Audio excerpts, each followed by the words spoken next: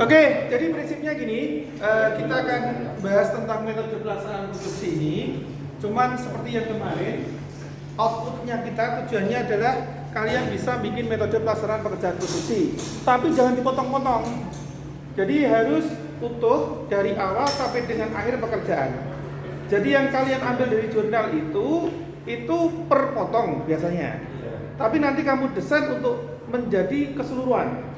Iya. Nah, kita udah bahas kemarin di situ metode pelaksanaan pekerjaan konstruksi itu, ya di sini. Nah, bukan ini. Kalau kamu tadi ngomong bangunan bawah, ya kan? Tadi ada yang ngomong tentang portal, hanya portal kok. Itu pelaksanaan pekerjaan balok bangunan itu. Dan itu nanti kamu gabung jadi satu. Kamu gabung jadi satu. Nah, detailnya bisa ngambil dari jurnal masing-masing. Ya. Ada yang mau ditanyakan ya? Ya Mas? Belum? Ya. Kalau menganalisis yang lokasinya itu termasuk metode yang Iya, metodenya itu kan berarti di bab pertama. Pendahuluan untuk lokasinya. Makanya kamu harus pastikan untuk lokasinya dulu. Ini yang sebenarnya bebas. Nah, kalau ini tadi kan terpotong. Kalau ini terpotong. Ini metode pelaksanaan pekerjaan karena untuk beton-betulan. Dan tadi kan ada contoh yang untuk kolom, misalnya seperti itu. Tapi nanti yang kita enggak, kita harus menjadikan seperti ini. Nah, poin-poin ini nanti isinya gitu. Ya. Nah, yang mendapatkan istilahnya penilaian paling besar di dalam metode pelaksanaan pekerjaan itu yang di top 3 tentang mulai pekerjaan utama. Nah, materi kita kemarin udah bahas ini, tapi memang belum membahas karena kita materi di pertemuan berikutnya tentang alat berat. Nah, di bab 3 ini nanti kamu masukkan tentang alat berat. Materinya udah tak share di e-learning, ya kan? Nah, di sini nanti kamu susun sendiri, sehingga nanti metode pelaksanaan pekerjaannya nanti utuh terus. Nah, kalau yang belum tahu istilahnya tidak ada di dalam istilahnya di jurnal atau di artikel itu, kamu bisa baca di spesifikasi. Iya, tulis saja spesifikasi. Nanti akan keluar ini. Pekerjaan pertama nanti kamu rekam, penunjang. Nah, ini misalnya jembatan tadi, jangan bahas Mbak Revina. Iya, tadi bahas siapa? Rifana. Nah, jangan bahas hanya bangunan bawah ini toh. Tapi membahas bangunan bawah berarti bangunan atas ini yang merupakan bangunan utamanya, bangunan penunjang seperti parapat ini atau tembok sejadah, operate, sehingga kondisi kayak ini jangan terjadi. Karena kalau metode pelaksanaannya salah, nanti akan mengakibatkan pekerjaan seperti ini atau gagal konstruksi. Nah, seperti ini misalnya, ini karena metode pelaksanaan pekerjaan pemadatannya tidak padat ya, kurang padat misalnya. Ini pembuatan operasinya, maka akan terjadi penurunan dia di sini. Oke. Nah, penurunan ini akan mengakibatkan kerusakan nih. Kan ditempel pembiayaannya. Nah, pasti tidak akan berhenti di sini. Utilitas yang lain pasti turun. Nah, ini mahal. Ini contoh metode pelaksanaan pekerjaan yang tidak benar. Oke ya. Selesai, tapi metodenya salah, maka hasilnya akan salah. Kurang lebih seperti itu. Ada yang ditanyakan? Nah, kalau kita bahas metode itu yang harus kita pahami bahwa kesalahan dari metode pekerjaan tidak hanya mengenai cost atau biaya. Jadi kesalahan metode pelaksanaan pekerjaan tidak hanya mengenai biaya saja, lalu mengenai apa? Pekerjaan di lapangan yang ekstrim. Kalau situasi pekerjaan kamu seperti kayak gini di K3 kemarin, maka akan jadi kecelakaan kerja. Oke ya, dan akan menjadi istilahnya biaya yang membengkak. Kalau kemarin kita di K3 menghitung bisa sampai 1/6, ya kan? Ya. Tapi biaya K3-nya sendiri 1 sampai 1,5%, 2 sampai 2,5%. Oke? Nah, metode pelaksanaan itu fungsinya itu. Nah, sekarang posisinya di mana? Mari kita bahas di penawaran pekerjaan.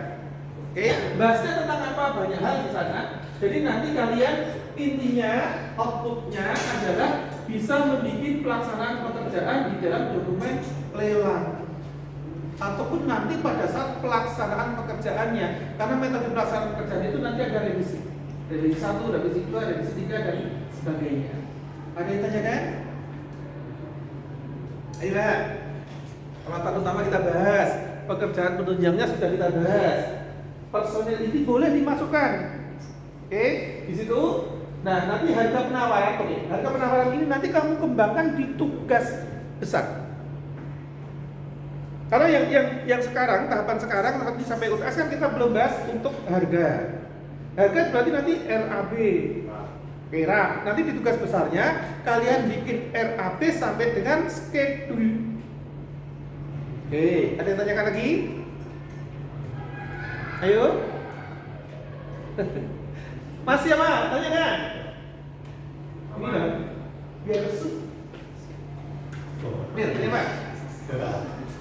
Hah? Belum ada, Pak. Belum ada. Mikir. Nah ini, katanya masih mikir kan? Nah ini otak manusia itu dinamis, tidak ada statis. Jadi kalau yang sekarang masih merasa belum paham amat, ya tidak apa-apa lah. Iya, tidak apa-apa. Tapi nanti yakin saya nanti ketika kalian bekerja, jenengan akan dinamis, akan semakin mengerti. Oke ya, akan semakin maju. Dan mulainya di sini nih diskusinya. Nanti akan kelihatan nih, ya. Jadi otak manusia itu bukan mesin statis, dia akan selalu dinamis. Next, berikutnya ini kita udah bahas di pertemuan kemarin. Oke. Udah. Nah, mulai dari mana nih kita? Mulai dari mana?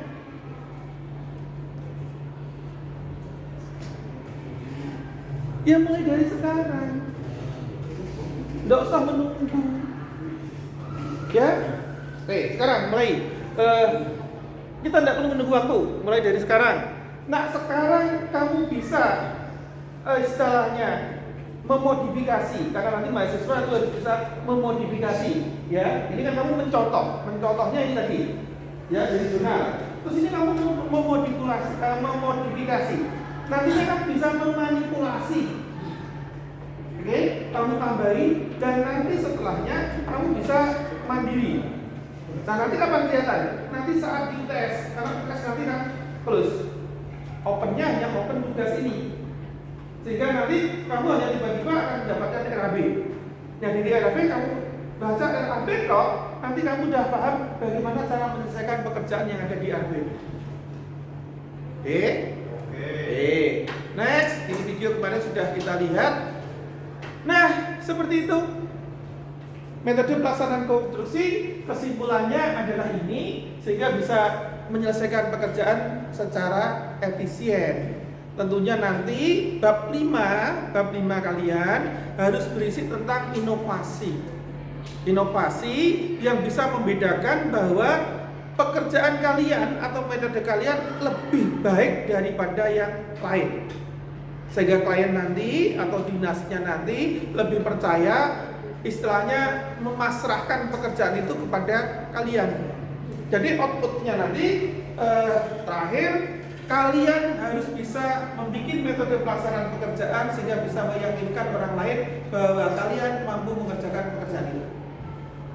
Saya kira itu. Oke. Sampai ketemu dengan lagi minggu depan. Oke, terima kasih.